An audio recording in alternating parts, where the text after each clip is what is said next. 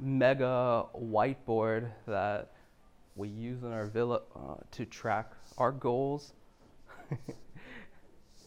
Ah.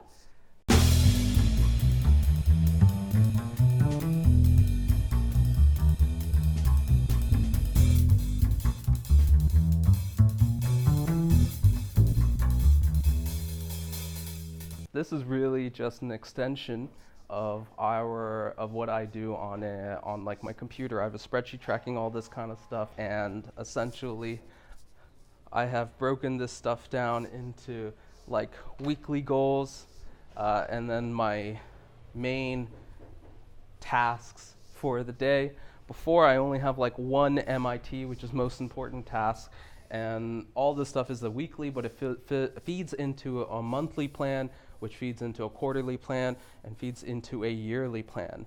I like to be very structured with my goal setting, and if you have any questions about this kind of stuff, I can share some of my resources that I'm not the creator of.